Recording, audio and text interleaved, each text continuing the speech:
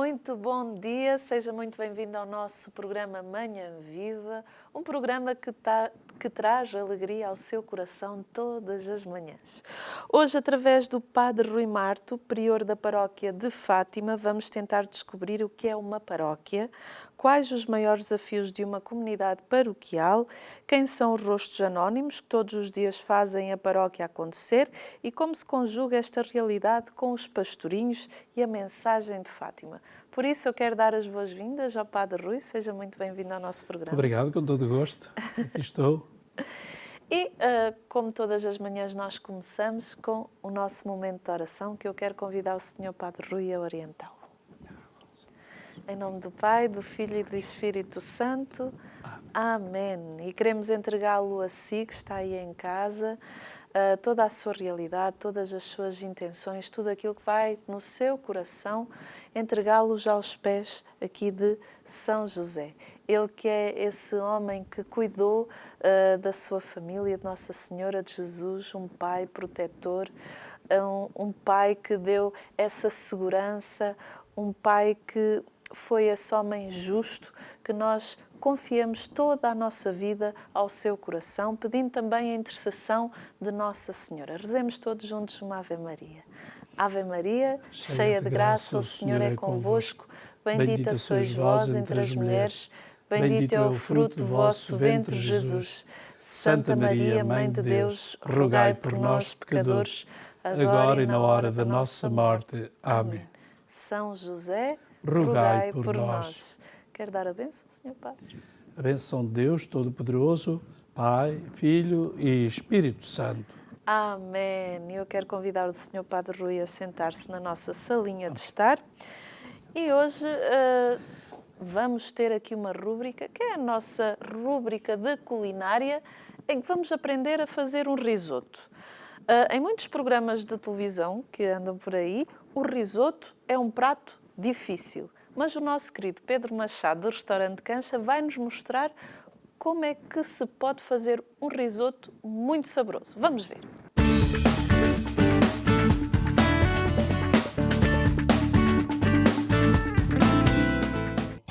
Bom dia a todos aqui no estúdio. Bem-vindo também a si que está aí em casa. Bem-vindos à nossa rubrica Cozinha Vegetariana. Eu sou o Pedro, cozinheiro no restaurante Cancha, aqui em Fátima. Então, vamos fazer um risoto, só que é um risoto um pouco diferente, eu não diria assim tão diferente.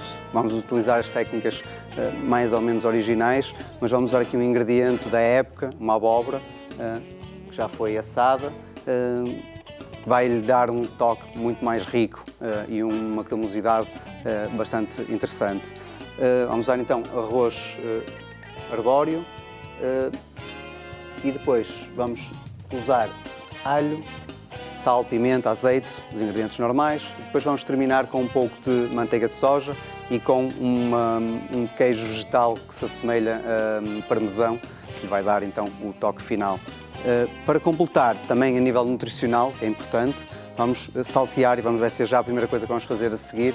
Vamos usar tofu para fazer um tofu crocante para colocar depois por cima do risoto. Vou então começar por aquecer aqui um pouco a frigideira para fazermos então o tofu. Eu vou cortar aqui o tofu em cubinhos, é a maneira mais fácil dele adquirir os sabores. Vamos usar molho de soja, neste caso o molho de soja sem glúten, chama-se tamari. É uma receita um pouco diferente do molho de soja tradicional que se encontra nos supermercados. Este é apenas o feijão de soja, sal e água. E, portanto, não tem glúten, pode ser utilizado por pessoas intolerantes ou celíacas, que é ótimo, é mais versátil nesse sentido.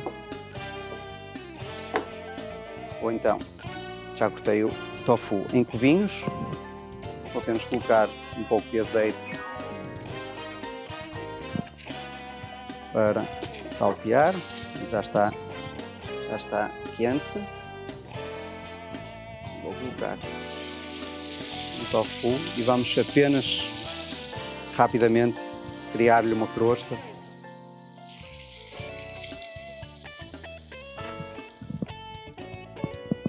forma muito básica de cozinhar o tofu, mas que é uma boa forma de comer tofu, principalmente para quando já estamos habituados. Existem muitas pessoas que têm a dificuldade com o tofu, não gostam do sabor, então esta é uma boa forma para quem já está habituado. Para quem não está, o preferível é temperá-lo antes, com um pouco de limão, um pouco de pimentão, e então dar-lhe um toque mais forte, ou seja, deixá-la marinar durante algum tempo, meia hora, uma hora, o tempo que tivermos disponível, para ele adquirir mais sabor. Neste caso, eu acho que só assim, para quem já está habituado como eu, é ótimo. Eu acho que é uma maneira ótima de comer o tofu. Depois vai-lhe dar aqui um crocante por cima do risoto e complementa porque é a parte de proteína que não teríamos de outra forma.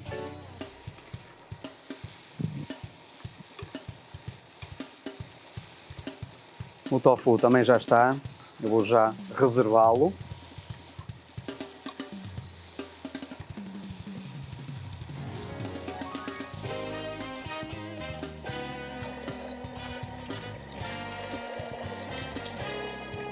Ora, aqui está. Vou usar um pouco de azeite.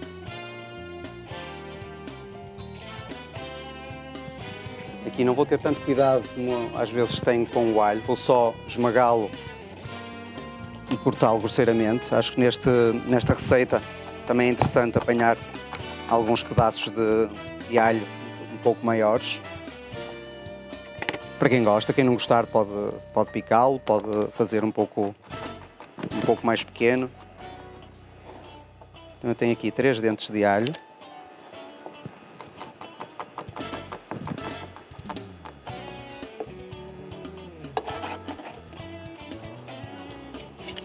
Vou aqui, salteá-lo ligeiramente.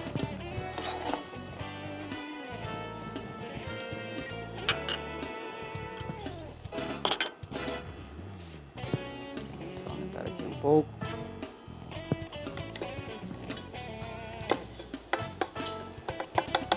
Só deixá-lo tostar ligeiramente. Nada de novo.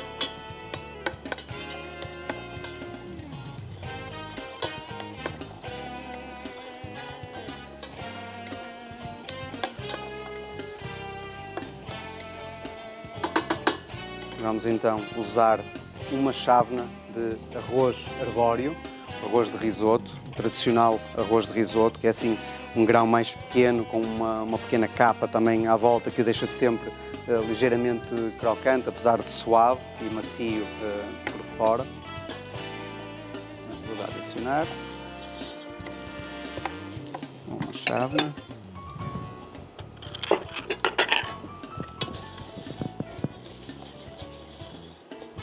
Uma chávena dará para servir cerca de 4 pessoas, ou 2 como muito.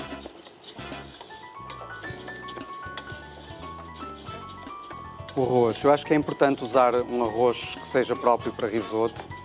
O arroz carolino e o agulha não são tão bons para o resultado da cremosidade e ao mesmo tempo da crocância com que fica o arroz. Mas podem usar outro qualquer. Nós usamos também regularmente arroz integral para fazer assim este tipo de arrozes com creme.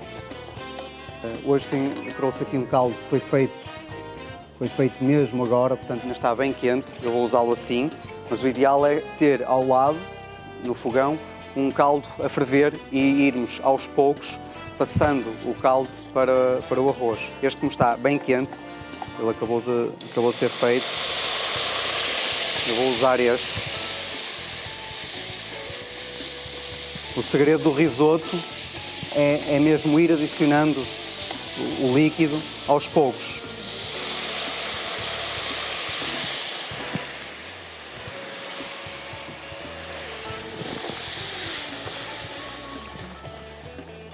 Adicionando aos poucos e à medida que vamos percebendo que ele começa a ficar tenro, sabemos quando é que temos que parar de colocar líquido, para ele parar a cozedura.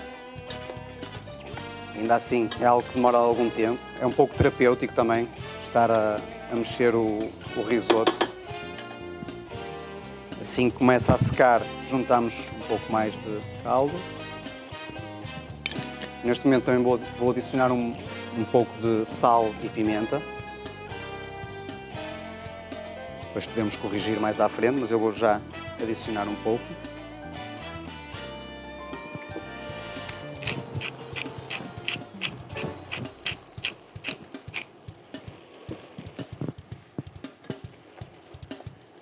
E vamos sempre mexendo, lume médio. Vamos sempre mexendo e adicionando o caldo à medida que ele vai secando. Nunca o deixar secar completamente e muito menos pegar ao fundo. Se ele pegar ao fundo, então aí vai ficar com aquele sabor queimado e não é interessante. Relativamente à abóbora, eu usei abóbora Hokkaido, uma abóbora que se pode utilizar toda, casca inclusive. Foi isso que eu fiz. O que é que eu fiz? Cortei-a em cubinhos pequenos e levei ao forno com um pouco de azeite, sal e tomilho. O tomilho dá-lhe aqui um toque mais rico a ervas, que vai também depois, quando adicionarmos aqui ao arroz, vai adicionar mais sabor ao prato. A própria abóbora é uma abóbora bastante rica e cremosa, que vamos ter aqui também algum contraste dos sabores fortes dela, depois com alguma que se vai desfazer no meio do arroz. Vamos ter esse toque de contraste também dos ingredientes. Agora vou então adicionando aos poucos o caldo e vamos deixando cozer, sempre com a tampa sem tampa, vamos deixando cozer.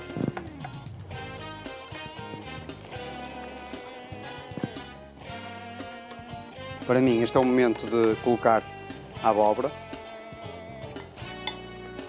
A abóbora estava assim, tinha alguns pedaços um pouco mais tostados, outros menos, mas isso é que vai também dar riqueza, quer a nível de cor, quer a nível dos sabores, porque alguns vão estar mais crocantes, outros menos, uns vão fazer creme, outros não. E o interessante é mesmo essa diversidade na cor e na textura.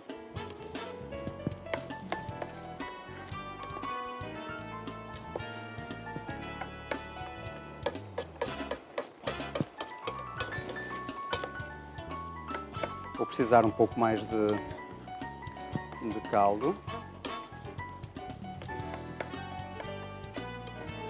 Há pratos em que nós colocamos os ingredientes dentro da panela e eles ficam a cozinhar. Este não é um prato que nós temos que lhe dar amor, temos que lhe dar atenção a todo momento.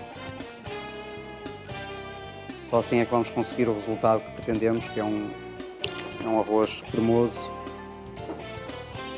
Vou baixar aqui o lume, vou colocar a manteiga que lhe vai dar a cremosidade.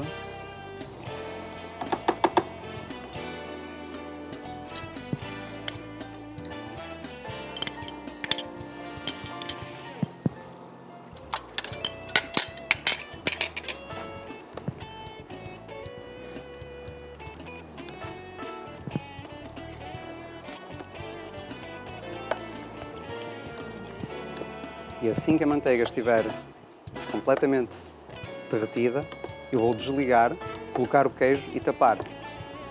Deixar ficar só uns 2 minutos antes de colocar no prato.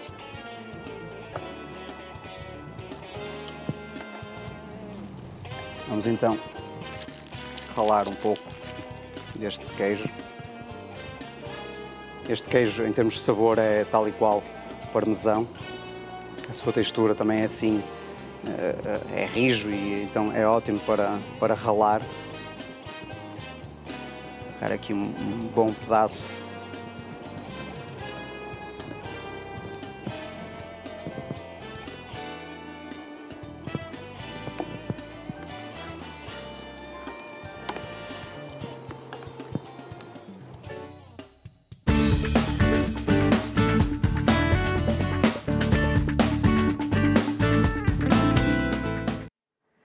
E acredito que aí em casa, eu sei que é de manhã, mas já deve estar com água na boca, ansiando pelo almoço. Mas vamos ver como é que ficou este risoto mais daqui a bocadinho. Mas hoje temos aqui o Sr. Padre Rui, que nos vem falar da vida paroquial de Fátima e dos pastorinhos. Sr. Padre Rui, antes de começarmos a falar sobre esta vida paroquial de Fátima e dos pastorinhos, fale-nos um bocadinho de si, para as pessoas lá em casa conhecerem um bocadinho. Quem é o Sr. Padre Rui? Isso é sempre difícil estarmos a mostrar o bilhete de identidade ou o Sim. cartão de cidadão, não é? Sou sacerdote há 37 anos. Eu sou membro da Congregação dos Padres do Coração de Maria, Missionários do Coração de Maria, sacerdotes claretianos, nascido aqui em Fátima, e vai fazer 14 anos, brevemente, que eu sou pároco de Fátima.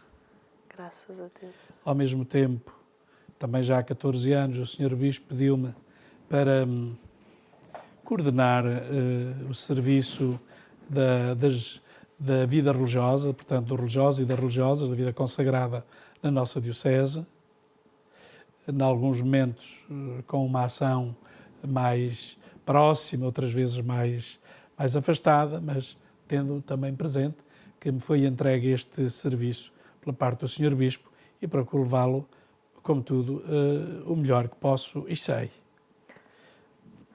Sr. Padre, em que momento da sua vida é que foi chamado para a paróquia de Fátima? Em que momento da minha vida? Sim, sacerdotal. Sacerdotal.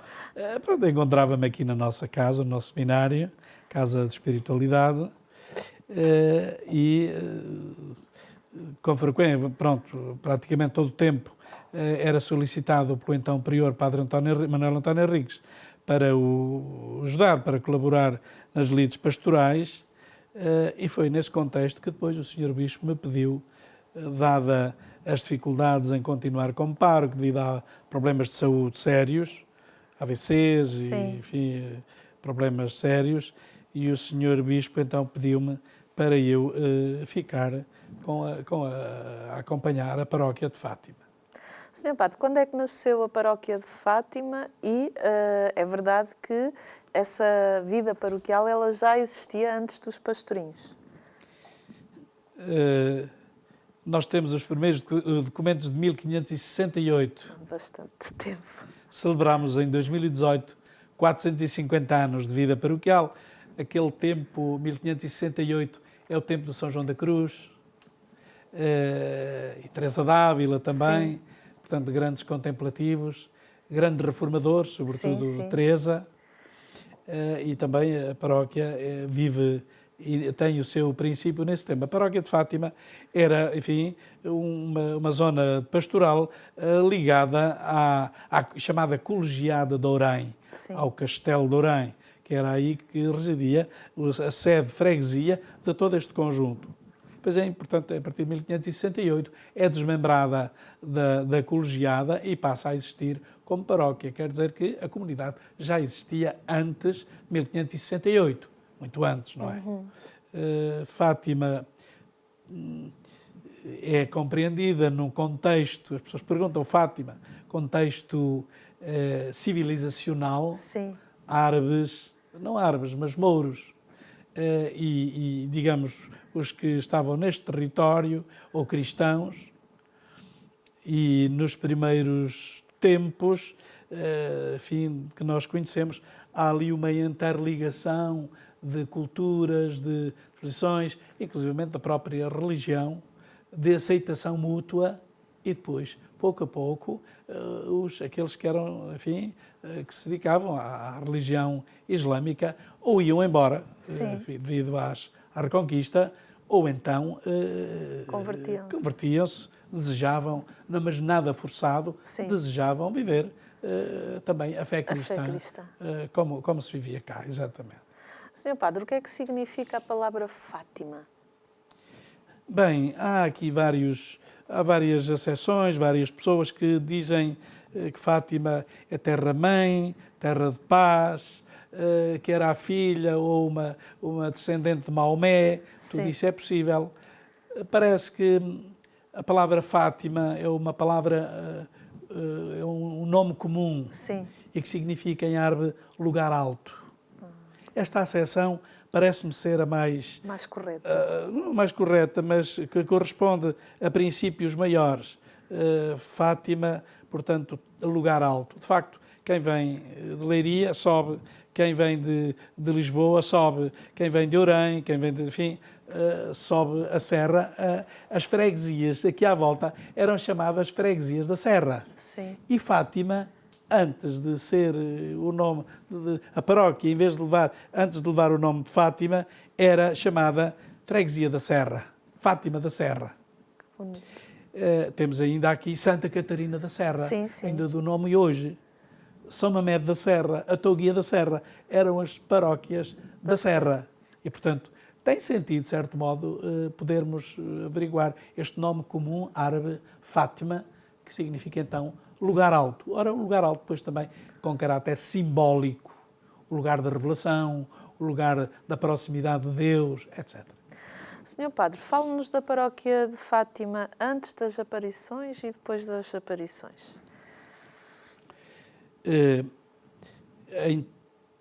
Quer dizer, em termos de conhecimento, de ser conhecida, claro que Fátima só é conhecida, ou começa a ser o seu nome, enfim, a ser conhecido a partir das aparições, a partir de 1917. Sim. Antes era uma aldeia, ou um conjunto de aldeias, como tantas outras no interior do país, absolutamente anónima. Sim. Há elementos próximos, informações próximas, por exemplo, sobre as invasões francesas. E se temos Fátima, foi um dos lugares aqui do centro do país que foi devastada, que passaram as tropas invasoras, que se detiveram, enfim, como exércitos que eram invasores e, portanto, deixaram pegadas de mal aqui no nosso terreno de Fátima. Antes das aparições, conhecemos muito pouco, enfim, há algumas publicações acerca dos estilos de vida dedicados à agricultura. Fátima é uma terra, de certo modo, pobre, mas rica. Sim. Parece que não, mas nós não temos água nascente, não há água. Mas se olharmos à volta, onde ainda se cultivam os campos, encontramos um milho bem verdinho. Sim. Com alfaces, mesmo sem ser regado. Quer dizer que o orvalho da noite, que vem do alto, enfim, na montanha, da serra, o orvalho da noite como que dá frescura e água a tudo isto. Sim. Portanto, Fátima era uma zona rica, mas ao mesmo tempo pobre, não era? Antes das invasões francesas, os paroquianos viviam razoavelmente bem. Sim. Com o centeio, com a cevada, com, digamos, as culturas, enfim, próprias daqui, a azeitona, o azeite, muitas oliveiras. Nós encontramos ainda lugares que são atualmente de serra propriamente, sim, mas onde havia oliveiras. Portanto, depois das aparições, há ali um período de estagnação. Quer dizer, há um período onde, enfim, a vida continua como sempre. Sim. As aparições tiveram o seu ponto alto, com as aparições propriamente, e depois não se passou mais nada. Francisco vai para o céu, Jacinta vai para o céu, a Lúcia aos 14 anos vai-se embora e houve ali um período de embrião, sim, de maturação ainda não, mas de gestação, melhor a palavra, de gestação de tantas coisas. Podemos dizer que Fátima foi evoluindo muito lentamente e esta evolução falo em termos urbanísticos e em termos populacionais. Sim, não é? Sim. Podemos dizer que só a partir de 80 é que Fátima conheceu uma explosão de situação de vida, de construção, de população. Nós sabemos que o Papa João Paulo II, São João Paulo II, na altura, teve uma influência extraordinária neste desenvolvimento. A partir do milagre que ele considera, no 13 de maio de 1981, quando na Praça de São Pedro o Santo Padre é atingido com uma bala, enfim, tudo o que nós conhecemos sobre isso. Podemos dizer, depois da sua vinda em 1982, podemos dizer que, enfim, já havia, com certeza, mas é a partir dali que se dá um esplendor maior. Fátima torna-se conhecida, é o Papa, e o Papa é a Igreja, e a Igreja está no mundo, graças a Deus. Mas é a partir propriamente dali que se dá ali, portanto, nos últimos 30 anos, é que se deu uma evolução, uma explosão, quer social, de construções, de bem-estar das pessoas, sim, a partir dessa altura. Sr. Padre Rui, a nossa primeira parte já chegou ao fim, olha como é rápido, mas fique connosco para a segunda parte para continuarmos a conhecer um bocadinho mais desta paróquia de Fátima, onde residiram os nossos pastorinhos. Vamos para um brevíssimo intervalo.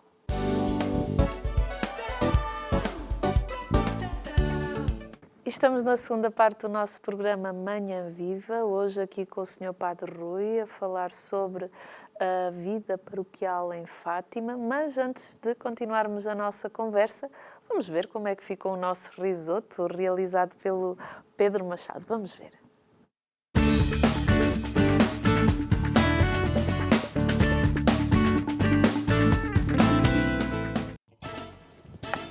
Vamos então colocar uma dose.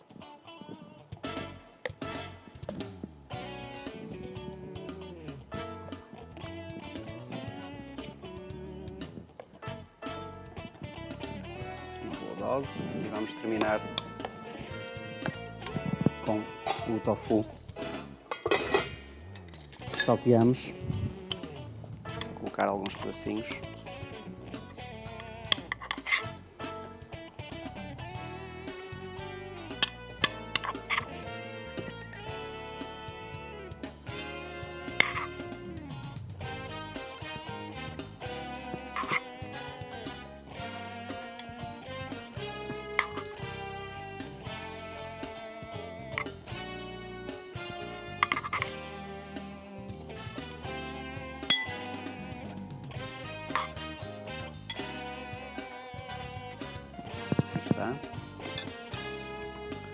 Eu gosto, e vou colocar um pouco, de sumo de limão, só mesmo à volta do tofu. Vai dar ainda maior riqueza. E vou só terminar, então, com o nosso queijo. Agora vou ralar aqui no mais fino.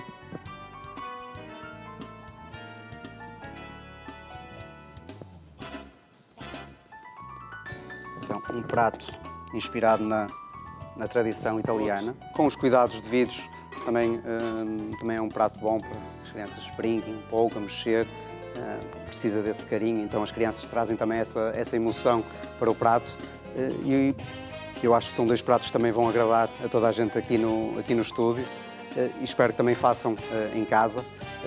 Ficarei à espera de saber se fizeram. Já sabem que se tiverem alguma dúvida, alguma sugestão, algo que queiram saber sobre aquilo que nós fazemos, podem contactar o Cancha, número de telefone 249-413-633, através das redes sociais, Facebook, Instagram.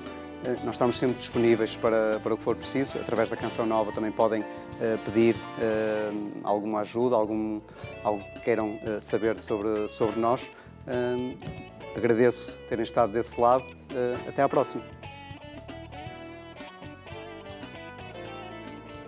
Para confeccionar o risoto de abóbora e tofu, irá precisar de uma chávena de arroz arbóreo, uma abóbora Hokkaido assada, 500 gramas de tofu, 3 dentes de alho, caldo de legumes quanto baste, sal, pimenta e azeite quanto baste e manteiga de soja e parmesão vegan quanto baste.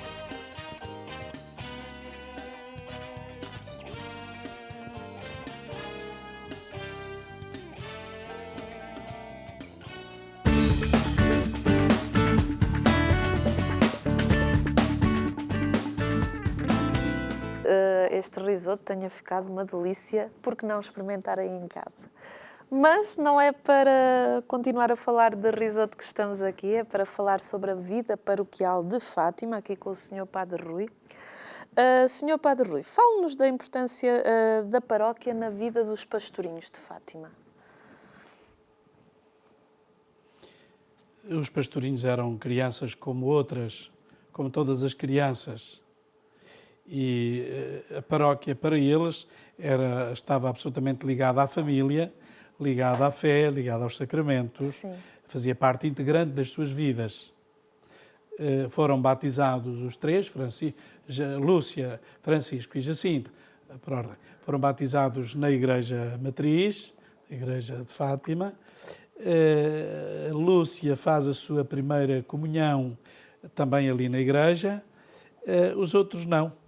Francisco recebe a primeira comunhão na casa, no dia antes de morrer, e a Jacinta depois em Lisboa, já quando estava muito doente, que foi para Lisboa, foi levada para Lisboa, e depois vai morrer lá Sim. no hospital na Estefânia. Agora, há um aspecto que de facto é fulcral na vida destas crianças. A Lúcia, mas particularmente o Francisco e a Jacinta, na sua presença amiga, apaixonada na igreja, por estar com Jesus. Sim. No sacrário. Jesus do sacrário. O Jesus escondido. De facto, a Lúcia tinha as suas obrigações de ir à escola, portanto, passado o tempo da pastorícia, a Lúcia ia à escola, naquela altura, a Lúcia foi das primeiras alunas com a Jacinta de raparigas a estar na escola, porque antes era só a escola de rapazes. Só para os rapazes. Foi naquela altura, começou a escola para as raparigas, cá em Fátima, e então a Lúcia tinha que ir à escola, o Francisco vinha para a igreja. Também estava na escola, mas depois disso há algum tempo, disse que Nossa Senhora vai-me levar entretanto e eu já não preciso de ir à escola, eu quero ficar aqui com Jesus, a consolar Jesus escondido. Porque ele sabia, Nossa Senhora tinha-lhe dito que Jesus estava triste e portanto, ele queria dedicar-se a consolar Jesus sacramentalmente extraordinário, porque ele podia ter dito, não, eu fico aqui em casa, eu vou continuar a rezar o terço com as ovelhas. Não, o seu lugar, ele sabia que Jesus sacramentado, Jesus no sacrário, Jesus na Eucaristia, era uma presença real, viva. E daí esta importância de ele vir para a igreja e de estar na igreja a rezar. Portanto, Francisco, a Jacinta tem um aspecto curioso, enfim, que importa ressalvar. Depois da morte do Francisco, a Jacinta, que sabia dos tempos que o Francisco passava na igreja, disse à Lúcia, Lúcia, e agora Francisco morreu, quem é que fica na igreja a consolar Jesus? Vou eu. E então era a Jacinta, como que, pegando na estafeta do Francisco, vem para a igreja, e é na igreja que ela também vive momentos extraordinários de mística. Sim. De interação, de contemplação, de sabor a céu, o Francisco e a Jacinta, que passam na igreja. Portanto, a Fátima e a Igreja Matriz é de facto um lugar único, extraordinário, na santidade, na contemplação, na mística dos pastorinhos. Os pastorinhos foram esse testemunho de vida paroquial, vivenciaram-na com muita intensidade. Porquê é que é tão importante para uma pessoa estar inserido numa paróquia?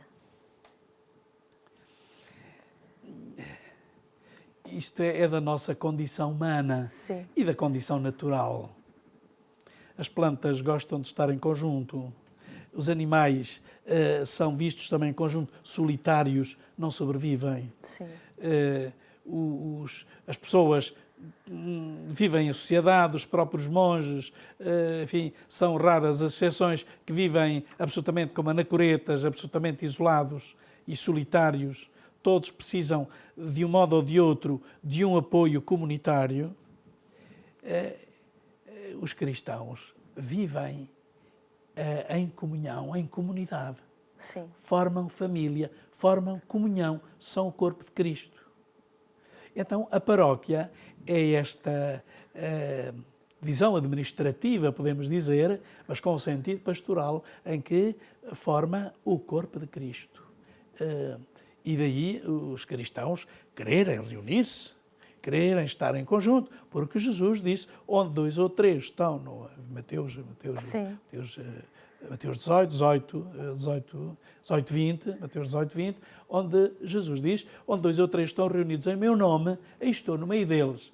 E a Igreja, ela, a eclesia, são os chamados, o conjunto dos chamados à Assembleia, vivem em Assembleia, quer dizer, com Jesus presente no meio, todos, Jesus a cabeça e todos a formarem o corpo do Senhor. A vida paroquial também faz com que a comunidade se una, ajudando-se mutuamente, levando-os a amar o seu próximo? Os cristãos não se reúnem nem celebram a Eucaristia só para estarem a celebrar um rito. Sim. Longe disso, temos outros, e há outros momentos de expressão, digamos, nos dias de hoje, que de certo modo atraem mais, Sim. assim, a olhos da civilização. Não, o cristão é chamado, nós somos chamados à Igreja para formarmos comunhão uns com os outros e depois Jesus envia-nos, agora ide. Ite a missa est. Ite, a Eucaristia já foi enviada, ide vós sois a Eucaristia, agora ide pelo mundo. Quer dizer, para a missão que o Senhor nos entrega, como comunidade reunida, e depois as tarefas que cada um vai desempenhar, ou na família, ou no trabalho, ou as duas coisas, ou em conjunto, ou no serviço aos mais pobres, no serviço aos doentes, no serviço aos mais desmunidos, nos próprios serviços de apoio à comunidade, como é o sacristão, como é depois a missão de evangelizar, como é a catequese, os jovens, os vários grupos pastorais. Tudo isso são sinais desta mesma comunhão e desta pertença e desta vida em conjunto. Sr. Padre, a Igreja Matriz tem muitas curiosidades. Uma delas é a ligação do púlpito da Igreja à Jacinta. Qual a ligação? Bem, eu não falei há pedacinho, vem agora a propósito. Quando este púlpito está ali conservado para memória, precisamente deste aspecto, em que o Francisco adoece, já não pode vir à Igreja, pois morre, e a Jacinta então diz à Lúcia, eu vou ficar no lugar do Francisco, mas como era já tanta gente que vinha procurar Jacinta para que intercedesse junto de Nossa Senhora pelos milagres, que, enfim, que nós sabemos que as pessoas necessitam sempre, a saúde, a paz, e não a Jacinta dizia que não a deixavam rezar tranquilamente. O tal momento de solidão, mas de plenitude. Sim. Que aquele que está assim em sintonia com Jesus sente. Há momentos em que precisa de se isolar não para sentir a si mesmo, mas para esta comunhão vital. Sim. E então a Jacinta, como vinham as pessoas à igreja à procura dela, não a deixavam descansar nem rezar, ela escolheu como esperta subir as escaditas do púlpito, ficava lá dentro, alto, ninguém a via e dali olhava para o Jesus do Sacrário. Quer dizer que na altura de 1916 e 1925 a Igreja encontra-se em trabalhos, em obras, enfim, uma grande reestruturação dentro da Igreja. Sim. E o altar tinha sido deslocado para próximo do batistério. Sim. Então, quem está na Igreja vê perfeitamente que do púlpito para junto da parede onde se encontrava o altar e o sacrário, daí quem lá estava dentro podia ver e não era observado por mais ninguém. As pessoas entravam na igreja, olhavam para um lado, olhavam para o outro. A Jacinta não está cá. Iam-se embora e a Jacinta estava lá dentro a contemplar e a consolar Jesus escondido, precisamente como estafeta do Francisco. Fale-nos também da história da imagem peregrina que foi benzida na paróquia. A imagem peregrina não é bem isso, peço desculpa. Não faz mal. a imagem de Nossa Senhora de Fátima, do culto, tem uma história muito interessante. Quando foi encomendada a imagem para o culto a Nossa Senhora de Fátima, aos Tedim, famosos, foram encomendadas duas imagens. Uma imagem seria mais tosca, menos trabalhada, seria para colocar no sítio da aparição. Sim. Naquela altura, a Cova da Iria ainda estava com azinheiras, com muitas pedras, não era o santuário que temos hoje. Sim. Pensou-se, certamente ali não é preciso uma imagem muito trabalhada, fica ali a assinalar o lugar da aparição. E a igreja é que é o lugar de culto, então vamos encomendar uma imagem já bem trabalhada, a partir do trabalho realizado na primeira, vamos colocar aqui então a veneração, o culto à Senhora de Fátima, aqui numa outra imagem. Sim. Assim aconteceu, veio a imagem que depois vai para a Cova da Iria, é benzida na igreja, depois passado algum tempo é levada para a Cova da Iria. Esta imagem foi benzida ali. 14 dias depois regressa a imagem trabalhada pelo Estedim, aquela que já era mais trabalhada, diríamos mais bonita, não é? Sim. E então essa é que ficou ali ao culto. Entretanto, os acontecimentos, a maçonaria, enfim, e a própria vontade de Deus assim quis, que de facto a Cova da Iria fosse de facto o lugar, e ali depois está lá essa mesma imagem, é a imagem veneranda na Cova da Iria, que depois levou o seu retoque ao longo do tempo, foi mais trabalhada e tudo isso, e hoje está, como nós a conhecemos, uma imagem bela de Nossa Senhora de Fátima. A que imagens é que dá destaque na Igreja Matriz?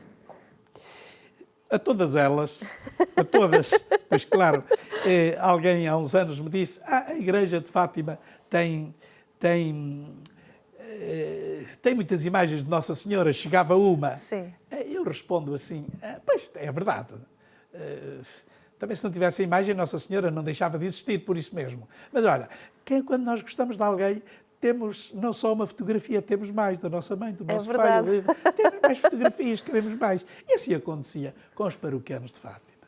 E acontece. E então, há ali várias imagens ao culto. A imagem da Senhora do Rosário, essa que sorriu à irmã Lúcia, quando tinha 6 anos, fez a primeira comunhão. Fale-nos desse sorriso, aproveitando já deixa dessa história. Bem, se eu depois me perder, ajude-me a retomar o fio.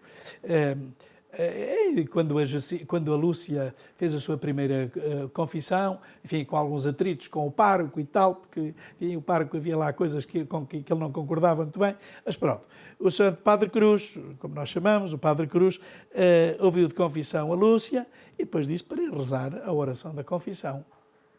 Aconselhou-a a consagrar a sua vida a Jesus, à Eucaristia, e a Lúcia vai junto desta imagem da Senhora do Rosário e faz a sua oração. A Lúcia escreve isto nas suas memórias. Sim. E então, quando ela estava a dizer a oração, diante da imagem de Nossa Senhora, queria consagrar o seu coração, a vida toda, ao Jesus da Eucaristia, ao Jesus que ia comungar no dia seguinte, a primeira comunhão, diz a irmã Lúcia que naquele momento a imagem lhe sorriu. Depois ela vai embora, no dia seguinte vem para a igreja, para a primeira comunhão, não vai para o lugar que lhe estava destinado, vai junto da imagem a ver se ela ainda estava a sorrir. Mas diz ela, já não estava a sorrir. Já não estava. Esta é um pouco a história, portanto, o acontecimento narrado pela irmã Lúcia, mas não deixa de ser significativo. Sim, sim, com certeza. Porque as aparições de Fátima, para muitas pessoas, são certamente só marianas, quer dizer, é Nossa Senhora que fala, que dá recados do céu, que convida à conversão. Mas elas são a mensagem de Nossa Senhora, uma mensagem eucarística. Sim. De Eucaristia, de corpo do Senhor. E a Lúcia vai entender isso muito bem. E os outros todos, que o Francisco vai devotar-se ao Jesus escondido. Sim, sim. A Jacinta, a mesma coisa. O amor por Jesus. O Francisco vai dizer, quando lhe perguntam, quando lhe pedem, Francisco, tu, quando fores para o céu, não te esqueças de rezar por mim, por... Não me peçam nada disso. Não peçam para rezar pelos pecadores, nem mais nada, porque eu fico encadeado por ver a Deus. Senhor Padre Rui, falávamos então das imagens, falou imagens. da imagem do Rosário que A imagem do sorriu Rosário, para a imagem da Lúcia. Nossa Senhora do Rosário, temos a imagem de Nossa Senhora dos Prazeres, a imagem de Nossa Senhora dos Prazeres, que é desde a origem, Sim. desde 1568, foi danificada na altura das invasões, foi escondida, depois foi retirada já com algumas mazelas, mas encontra-se ainda à veneração pública, está lá na igreja, é de certo modo a mãe. Depois temos a imagem do coração de Maria, temos a imagem da Senhora de Fátima, uma pequenina imagem que está guardada pela sua dimensão reduzida, sim. está guardada a imagem da Senhora do Carmo. Diz a irmã Lúcia nas memórias que no dia 13 de outubro de 1917, uma dos modos como Nossa Senhora apareceu foi como Senhora do Carmo. Sim. E diz a irmã Lúcia que se parecia à imagem que estava na igreja. Essa imagem da Senhora do Carmo que nós expomos todos os anos, no dia 16 de julho, dia da Senhora do Carmo, que nós expomos à veneração dos fiéis.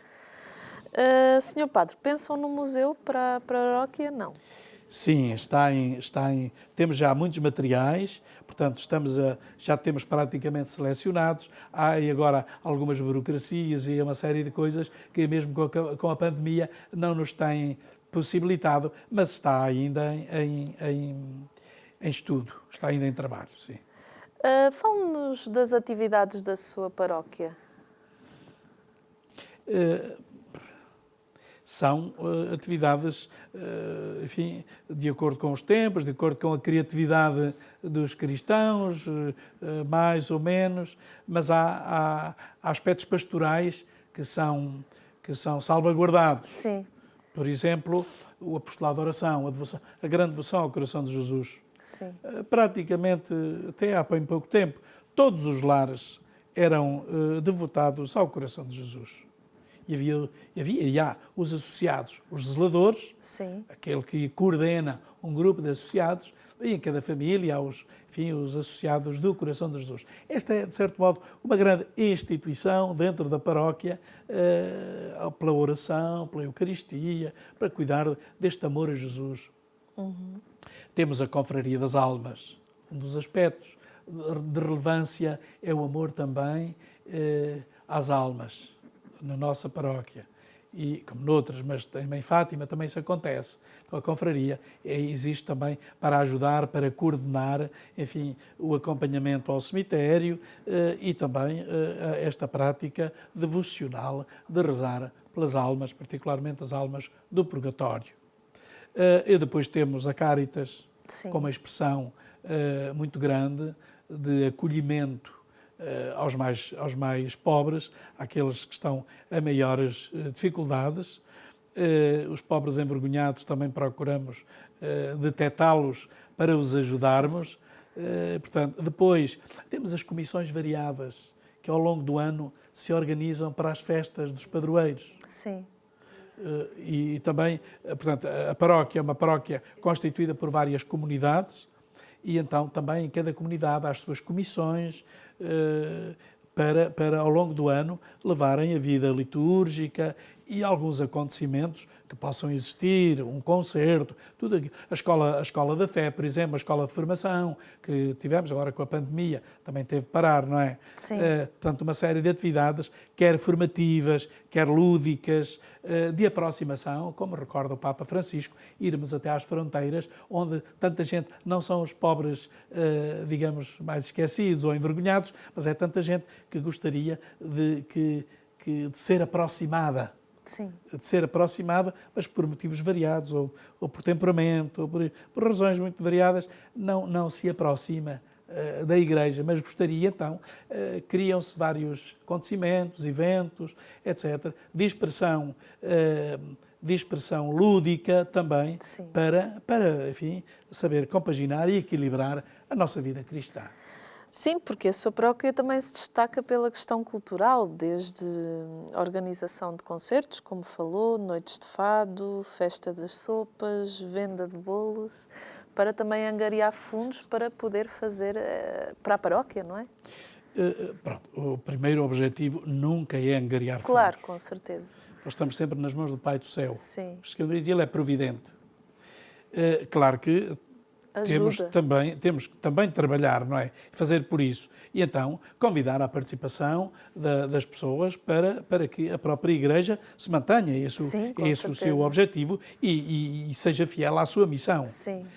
E então, sim, há várias coisas. Há a venda de bolos, há os andores das festas, há os torneios, há, enfim, as sopas, o sarão dos fados. Procuramos que estes eventos, que estes acontecimentos, mesmo que sejam culturais, enfim, tragam sempre algum suporte financeiro. Mas aproximem as pessoas. Mas é muito agradável ver, por exemplo, nos fados, pelo São Martinho, em novembro, o 11 de novembro, ali à volta, vemos que é muito agradável aquelas pessoas chegam ao fim e dizem: olha, que bem estivemos aqui, olha, valeu a pena, muito bem.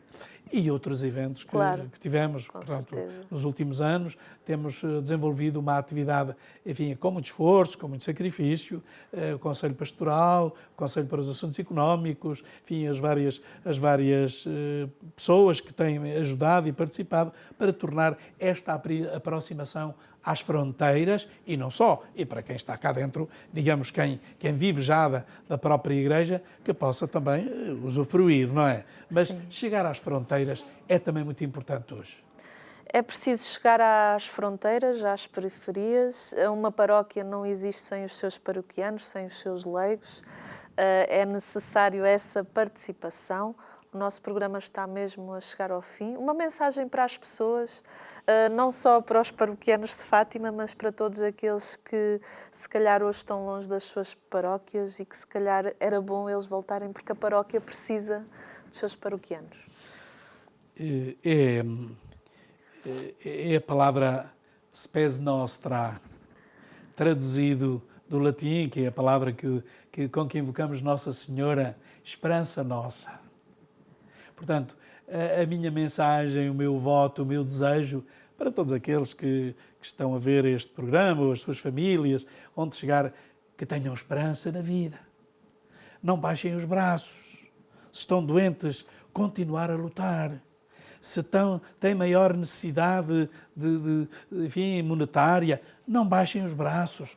Vamos ter esperança, vamos confiar uns nos outros, vamos dar as mãos. Esperança. Spes nostra, esperança nossa, salve, dizemos na Salve Rainha, e a Jesus: eu estou convosco todos os dias, até ao fim dos tempos. Não esqueçamos isso. Isso é muito importante, essa esperança, e a vida paroquial, ela ajuda-nos nessa chama da esperança, no contacto com os outros, no serviço, porque a vida paroquial também se torna num serviço. Senhor Padre, muito obrigada pela sua presença. Todo gosto, foi todo gosto meu. E você que está em casa, quando vier a Fátima, não deixe de passar pela paróquia de Fátima. Acredite que terá uma experiência tão bela quanto a dos pastorinhos que faziam naquela igreja. Tinham uma experiência íntima com Deus. Então, por que não fazer o percurso dos pastorinhos? E um deles, importantíssimo, é a paróquia de Fátima. A Igreja Matriz. A Igreja Matriz. Até ao próximo programa, se Deus quiser.